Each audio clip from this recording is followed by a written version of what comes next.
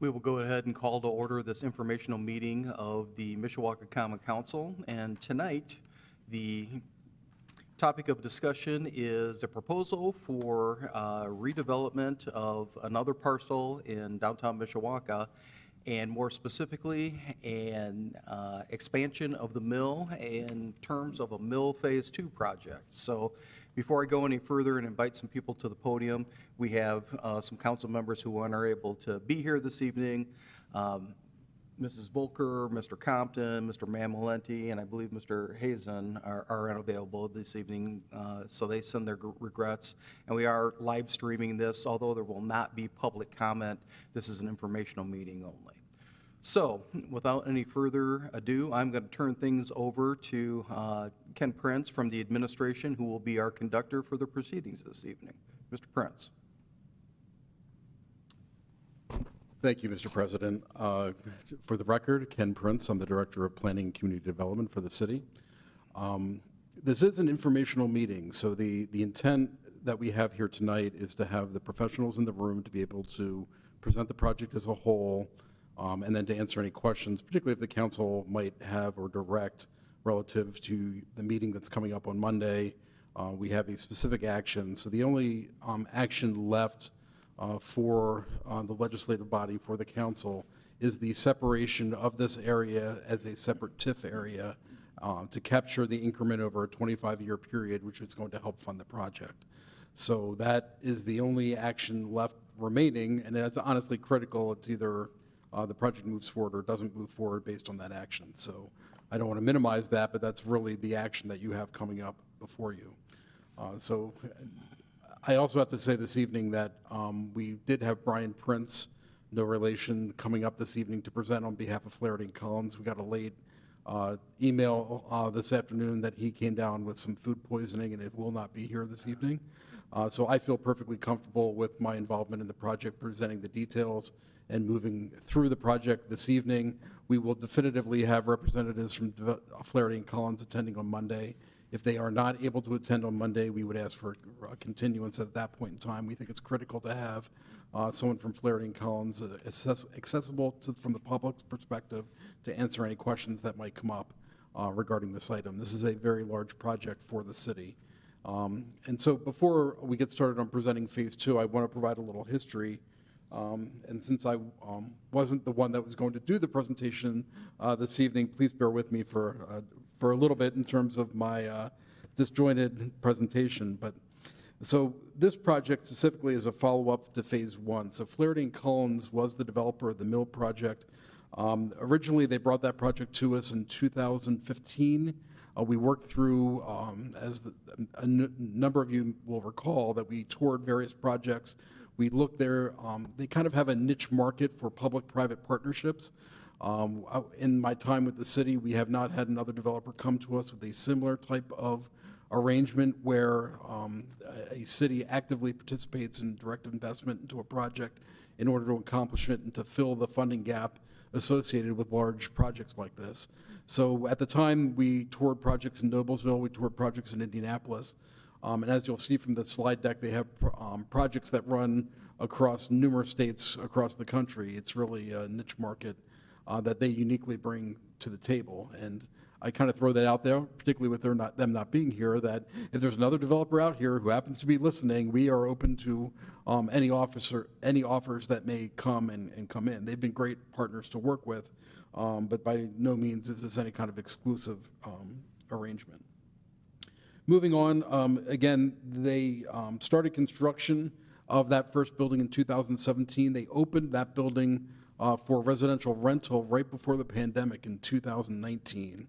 So if you can imagine, this project was one that was filling up right as the pandemic was hitting, and we were pleased to report that this building was one of the better ones in their portfolio in terms of filling up despite the pandemic occurring at that time. So at that time, that project was estimated to be about $42 million. This is Phase 1. The funding gap was identified as close to $14 million at that time. And ultimately, the state IEDC, through regional cities, provided close to $5 million for that project. And the city contributed $9.5 million to that project. And the big expense And why that expenditure was appropriate was because of the public infrastructure that was going in with that. Specifically, the parking garage that's located internally to that structure, and how that parking garage is set up is that the city doesn't own it. We're not responsible for the long-term maintenance of it. So that is paid by the residents that live there through a fee in terms of the ongoing maintenance. And there's 130 parking spaces that are free and available to the public for 3-hour parking in that parking garage. So that was part of our agreement in providing our investment, was that they are in the continual operation of that free and public parking garage with a minimum of 130 spaces in that lower level. So that was critical for us for phase one moving forward. And with that, I'll just move into phase two and what we're looking for here. So the phase one project was actually about a 4-acre site. This site for phase two is located on the north side of Front Street, immediately to the west of Hill Street, between the Cam Highland Townhomes and Hill Street. So everyone being familiar with the Ironworks, the ice rink that was constructed, this is immediately across Hill Street. So the end of the building runs north-south parallel to Hill Street, and the end of the building ends up right on the Riverwalk on the river. So going to Flaherty and Collins, again, Brian wasn't able to be here this evening, but other members, including David Flaherty, was here at the Redevelopment Commission meeting to present the project. He's been CEO since its founding. Their company has a total of $3 billion in development out there, and as you can see from the slide, over 13,000 multifamily units are in their portfolio currently. They're identified as the 8th largest national commercial real estate developer and ranked in the top 25 of 2022. They are an accredited management organization, and again, we know from our research that they are a quality company to deal with, and they have followed through on their actions locally. When they said they were going to do something, they did it despite, and I point to the fact that the first project was estimated at $42 million, it came in at $50 million. The city didn't contribute more money at that point. The developer was responsible for that $8 million, and we honestly, with the market the way it is right now, there's going to be similar scenarios that they're going to try to minimize on their end, but they are going to be responsible for those cost overruns as this project moves forward, assuming it does move forward. Other projects, just for the public's education, that they've done, 360 Market Square in Indianapolis, Steel Point Harbor in Bridgepoint, Connecticut. You can see that connection in the Riverwalk connection there in Connecticut. The Cove in Cape Coral, Florida. Stonewater at Riverwalk, this is the Elkhart project that was done with the Natorium project as part of Regional Cities in Elkhart. The Banks in LaPorte. And then this 11th Street project is a huge one in Michigan City. This is a tower, and this is a joint project with the South Shore line. So this is the idea is to catch commuters to Chicago with this project in Michigan City. Of course, the mill that we have here in downtown Mishawaka. So the phase one successes as identified by Flaherty and Collins, and that we concur with as the administration, is that over 80% of the phase one residents came from outside of Mishawaka. So these are new residents coming into the city of Mishawaka, and over 30% of the phase one residents came from outside the state of Indiana. So if you remember correctly, one of the reasons that we had Regional Cities money come into this project is Regional Cities was very specifically set up to help stop the brain drain. We want our college graduates not to leave the area and to stay in the area, and projects like this help retain that talent in Indiana and more specifically in Mishawaka. As identified by Flaherty and Collins, the average income of the residents that they have is over $120,000 annually, and they indicated when residents leave from renting at the mill, 50% of them are staying in the same area and buy a home. So from Mishawaka's perspective, this is a good thing, right? Not only are we retaining talent, but we're retaining talent, and they are looking to stay in Mishawaka because of the amenities that we have. It's a wood frame construction. We asked them to identify hiring union labor is important to the city, so we asked them to identify what they can in terms of contracts and wood frame construction. is typically not union, but all their site work, road work, HVAC, plumbing, and electrical were union contractors on phase 1. It will be publicly bid in phase 2, but we are hopeful of a similar scenario where multiple contracts will be awarded to local union contractors.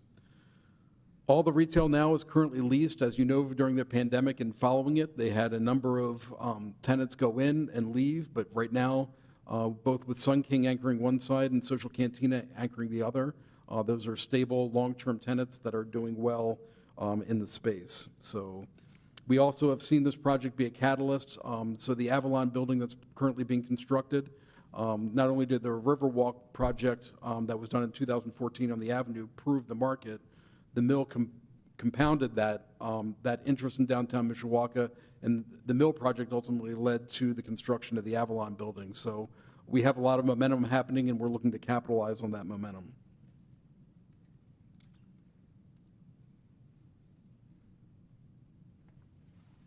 I'm going the wrong way.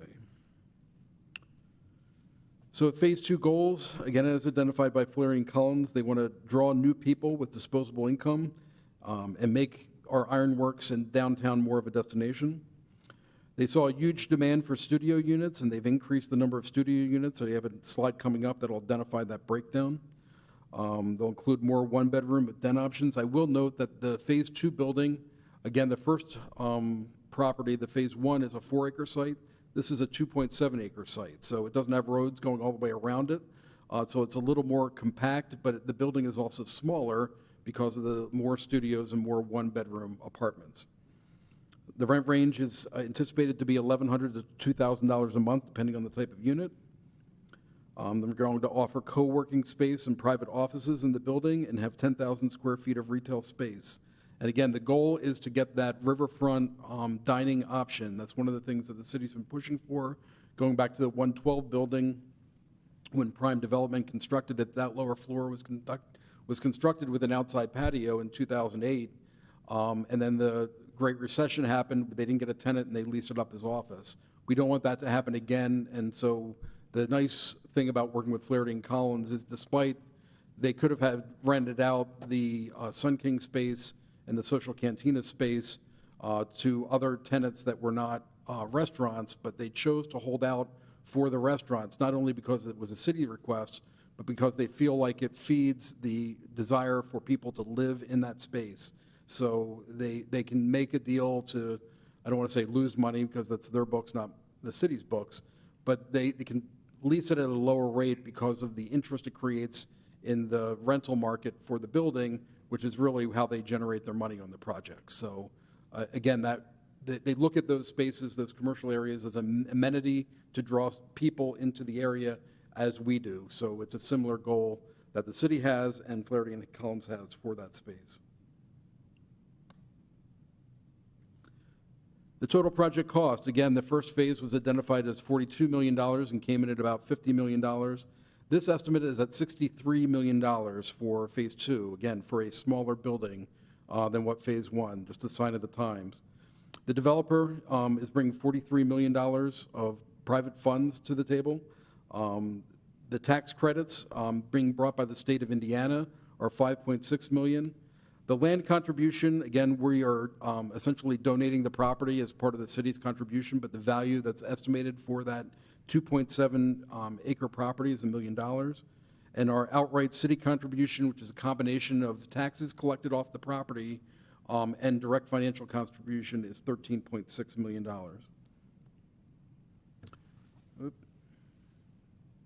The total unit count is 227 units. We have 13% studios, 47% one bedroom, 20% one bedroom with a den, and 20% two bedroom. The retail, 10,000 square feet, and the total garage, 420 parking spaces with 130 of them being free public parking. Again, the idea is they have to build enough spaces to accommodate all of their residents and the use of the building in that garage, and then the 130 is in addition to that. So they are not just building that garage and then using the free spaces for their tenants. They are building it for the restaurant that will be there, for our ice rink that's going to be there. That is why it's so essential to have that parking garage there, is because it feeds the overall area. we know this is an event space. If you go down there during the farmer's market, we close off Ironworks as an event street. We need parking associated with that, having a parking garage located at the Mill Phase 1 and another parking garage at Mill Phase 2 that's accessible all the time, allows us to have these large events and to use that event street as it was intended. Without that parking garage, essentially that doesn't happen. We would have to figure out a way to provide additional parking down there for it. So looking at the site, you can see the river off to the right of the image. This is located right up to the Riverwalk. So we've asked them to keep the building at least 25 feet away from the Riverwalk, but the outside seating is closer to that. So again, we want that outside seating to be close to the Riverwalk with a small planted buffer to allow, again, from our alcohol laws, there has to be separation from that area. You don't want to be able to hand a drink over the rail is the intent. And so even at our beer garden, you know the planting that goes around our beer garden, the intent is very much the same in terms of we want that social interaction. We want people to be able to walk on the Riverwalk, see what a great space and that is, and want to be able to dine there. So that shows that outside seating with that anchor tenant restaurant space on the Riverwalk. Now, the other commercial space is located along Front Street. So there's an area between the two anchors on the corners that is all residential. That's going to be their leasing office. As part of this project, they're relocating the dumpster space that, despite our best plans of trying to get it in a spot where it couldn't be touched, they will be relocating that dumpster space to the center island, so it opens up the view to their leasing space as part of that. When you move further up Hill Street, that's the access also to the parking garage. We wanted it very specifically to access Hill Street and not Front Street because that is where the pedestrian traffic is most connected to the event space and also to where our skating rink is located and the restaurant that will be located along the river is located. So from our standpoint, from a design perspective, we wanted that pedestrian connection at that location. And then it shows the, again, second commercial space located along Front Street with outside seating on that tenant as well. This is just a blow-up of the outside areas being provided.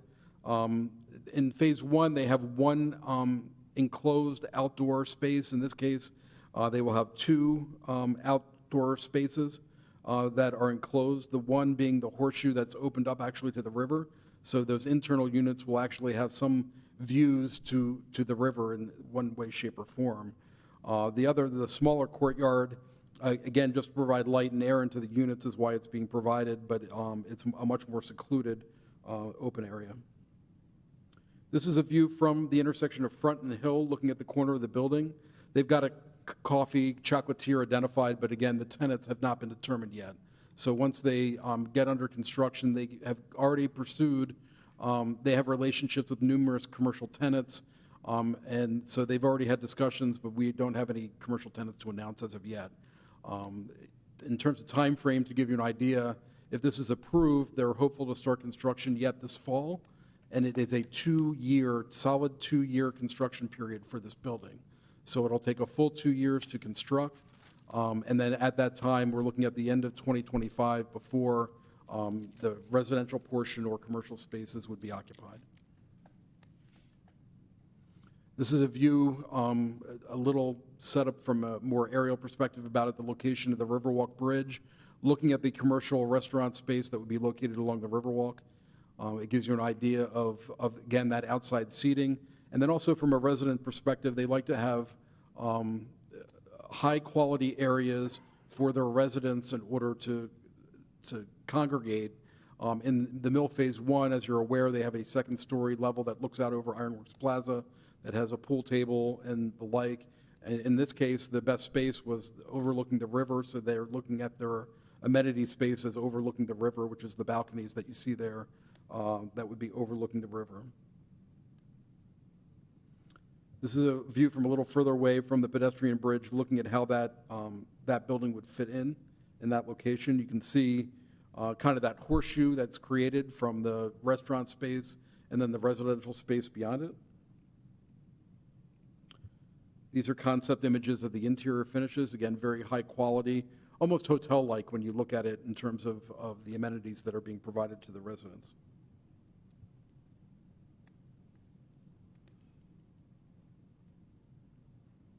Again, the features and amenities, I'm not going to list these, but again, I think the ones of interest are they have a pet spa, they have an indoor, or not an indoor, but they have a specific dog run on the property for the pets that are located in the facility itself.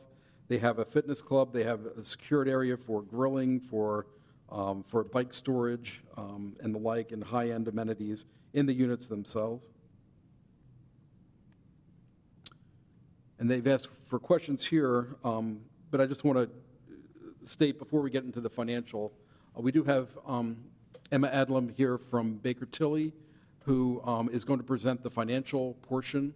We also have Randy Rampola here from Barnes & Thornburg, that if you have questions regarding the legal action that is required, he's the one that prepared the resolution that's up before the council on Monday that will create the separate tax increment financing district.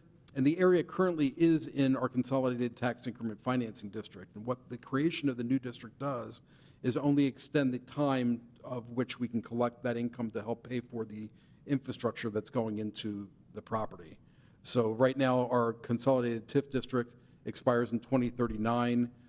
In this case, this can be extended for a total of 25 years. So I believe it's from the date of the initial collection, but Randy, can you nod?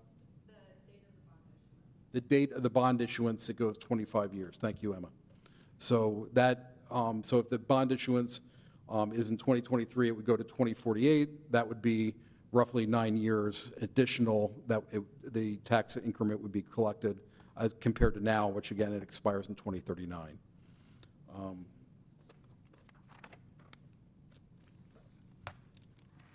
So as I stated to the Redevelopment Commission when the project was originally presented to them, why is this cost and investment appropriate from a city perspective?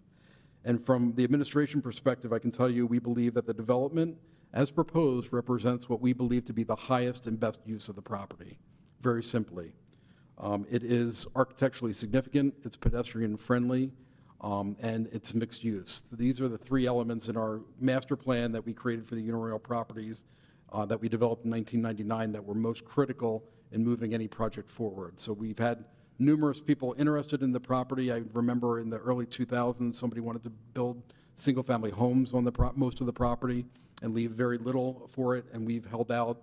And I give the council and the multiple mayors that I've worked with a lot of credit for not just going to what's quick, but going to what's appropriate long-term.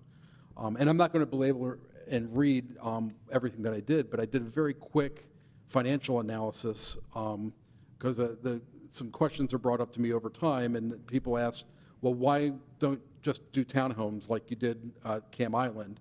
And the answer, one, we don't believe that would be a great development, but it wouldn't be the highest and best use of the property. And from a financial perspective, one of the things that we're sensitive to is when the school district boundaries were drawn, they were drawn where School City of Mishawaka has very little potential for assessed valuation growth over time. And even though we're collecting tax revenue off this property for a period of 25 years, if you used the example of the townhouses and you extended that window to 35 years, and this isn't a financial analyst speaking, so take it with a grain of salt. But if those townhouses were assessed at $500,000 apiece, they would generate as an owner-occupied unit about $5,000 a year in taxes. And at a density comparable to what the Cam Island townhouses are, you'd get about 27 units on the property, roughly 10 units an acre. So we took the 2.7 acres, 10 units an acre, you multiply that out over that 35-year period, and you get, I have the number here, but essentially what I'm saying is you get a certain amount of revenue. The Mill Phase 2 project, you do the same analysis over that period of time, and remember, you're talking about a commercial rate of 2% on the residential units instead of the 1%, and then you're talking about 3% on the commercial space. So you do that over that period of time and you extend it out 35 years, even with 25 years of the increment going to pay for the improvements itself, that next 10 years, the mill will generate millions of dollars and more revenue than what a comparable townhouse would be over that 35-year period. So the first 25 years of taxes to it, 10 years of the mill pay millions of dollars more taxes than what a townhouse development would over 35 years. That's how significant it is. So at $850,000 a year, and that number is moving because of the debt associated with it and the interest rate changes that are happening, but it's only going up in terms of the minimum taxpayer payment that they're committing to. But if you go into just outside the downtown, and if you called the average assessed valuation for a single-family home at $2,000, or $200,000, which would be equivalent of $2,000 a year in taxes that somebody's paying on a house, and the equivalent would be, and where I'm going with this, is that this project on 2.7 acres is the equivalent of over 400 houses outside the area in downtown Mishawaka if you used an average assessed valuation of $200,000 a year.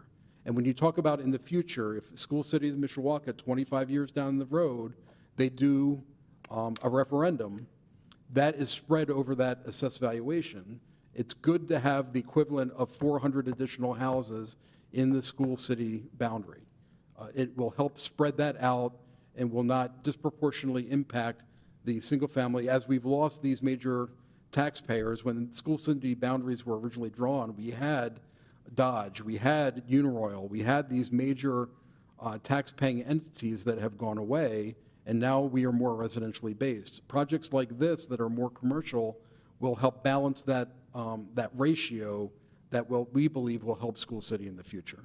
So I know that's complicated. I've tried to paraphrase it here, but I'm happy to answer any questions that the council might have. If you don't have any questions, I'm going to turn it over to Emma, who will present the financial statement. Ken, I appreciate the background and history you gave. What's the occupancy rate right now on the Phase 1 units? It's virtually 100%. So as people move out, they have people moving in. We've heard of no vacancies, if you will. Thank you. Ken, I missed what you said the cost to the city for Phase 2. So the cost to the city, when we originally set it up, the gap is roughly $20 million. So that 20 million gap, and Emma has these numbers and she'll present it to you, but I'll talk in round numbers.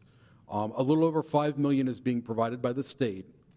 And then the city has committed in cash from our existing consolidated TIF, $5 million. This is based on the development agreement that was proposed and approved by the Redevelopment Commission. So that $5 million, $3 million would be given at the time of closing on the property, and the other $2 million would be 2 years in the future, and that was to help with our cash flow in the consolidated TIF district.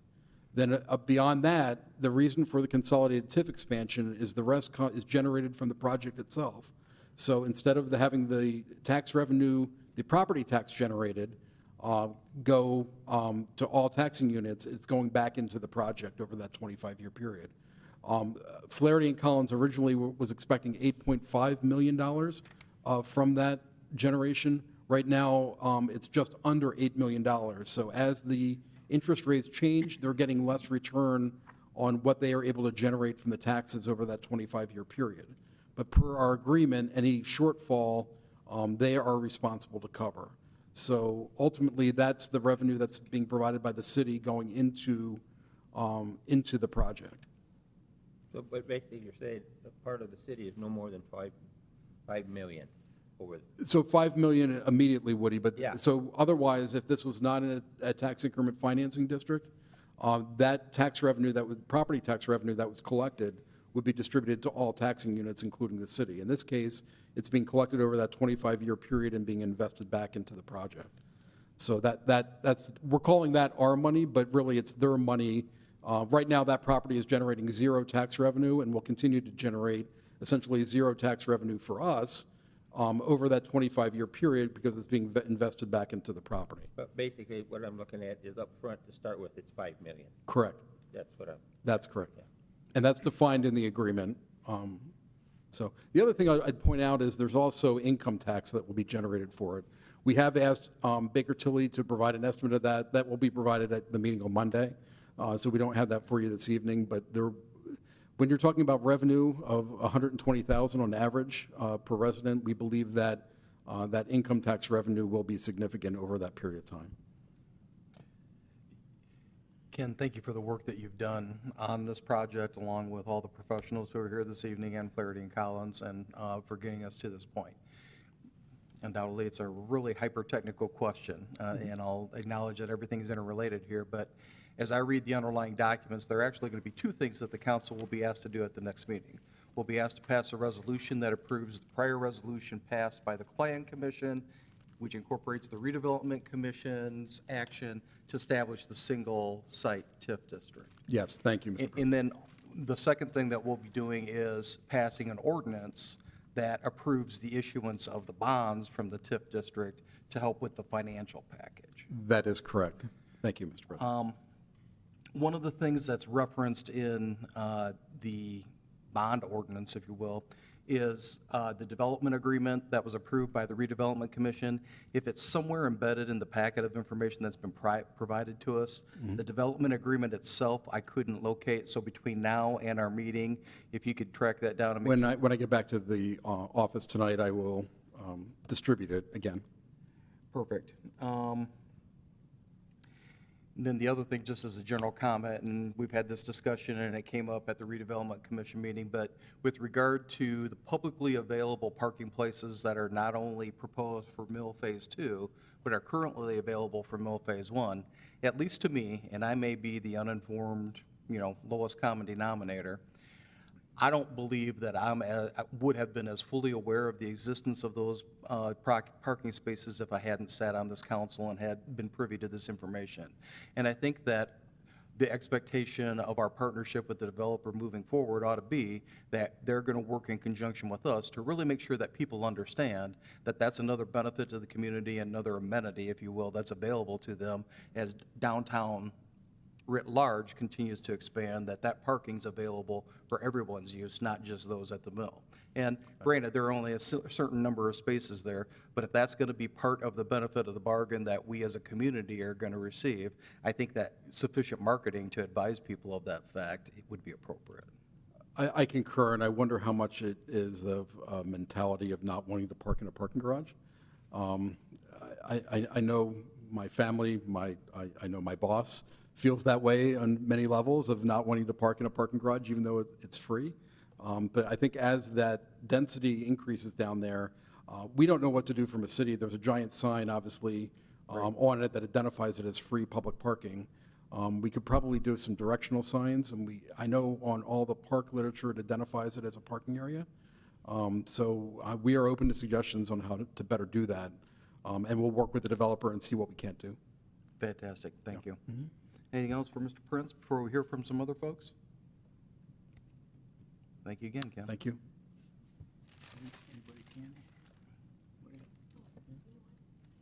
Oh, Mr. Prince, I think Mrs. DeMade has a question for you.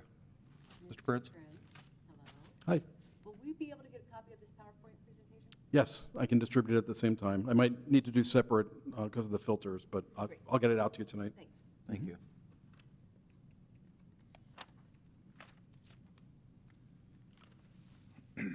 All right, Emma, you're going to have to figure out the slideshow portion of this.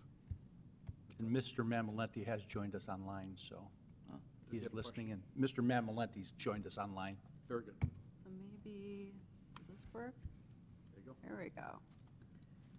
All right, good evening. My name's Emma Adlam. I'm a director with Baker Tilly. And we put together just a couple of slides to summarize the bond structure, talk about the source of security on the bonds, and also on the repayment of the bonds. For the bond structure, these are going to be economic development revenue bonds. They're going to be payable solely from the taxes generated from this project in the new allocation area that will be created, the Ironworks Phase 2 allocation area, with a minimum taxpayer payment that the developer will sign. There are no other funds pledged by the city or the Redevelopment Commission towards the payment of these bonds. And the minimum taxpayer payments really guide the debt service payments. So the payments are going to be structured to basically equal the minimum tax payments that the developer is agreeing to. So in the first 2 years, the developer is going to be paying a lower tax payment during the construction period. They believe there'll be a partial assessment kind of during the construction period as it starts being built. As Ken mentioned, there's a 2-year construction period. So from when it's completed to first assessed to when they first actually pay taxes, the full tax payment wouldn't be until 2027. So that's when the full minimum tax payment kicks in at $850,000, and then the developer is agreeing to a 1.75% increase per year over the remainder of the bond issuance. The developer has brought in Hageman Capital to be the purchaser on this bond issue. So Hageman is really taking on the risk associated with this bond issue, that if for any reason the TIF is short or there's an issue with the minimum tax payments, the city and the Redevelopment Commission would not be on the hook for any additional payment. It's really, that's the risk that the developer is taking by structuring the debt service so closely to the most minimum tax payments. This is probably a little small for you, but I'll try to talk through this. So, like I said, these minimum tax payments really guide the size of the bond issue. So, the minimum payments are set $850,000, increase 1.75%. So really, that revenue stream and the current interest rate really dictate the size of the par amount of the bond issue. So currently, the estimated interest rate is 7%.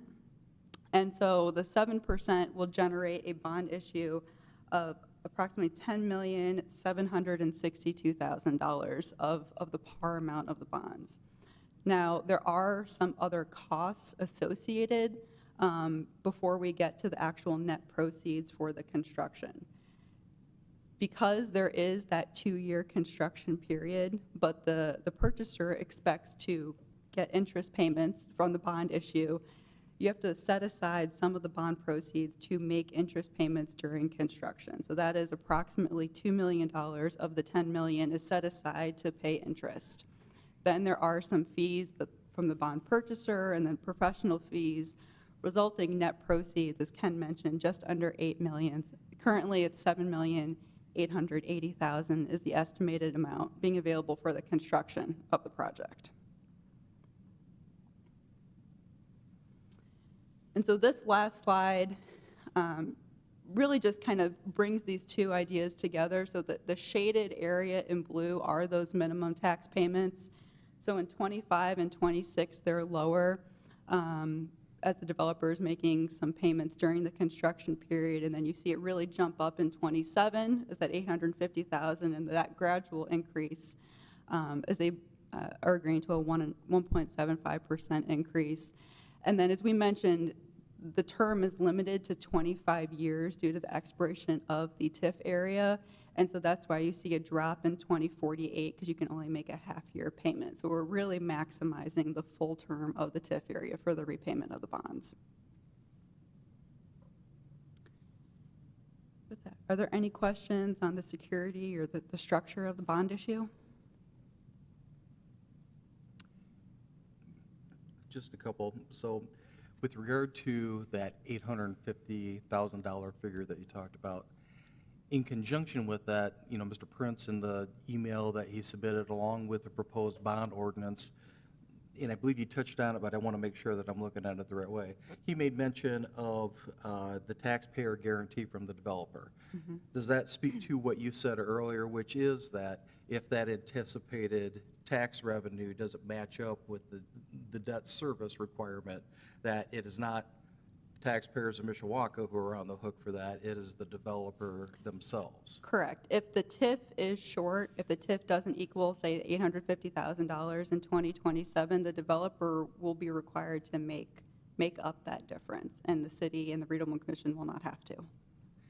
So at the risk of repeating myself, if that would happen, it's not that we as a municipality would have to dig into our general fund and think about not funding the other things that we do in order to service this debt. That would be the responsibility of the developer and the developer only. Correct. Okay. Thank you. Any other questions? Thank you.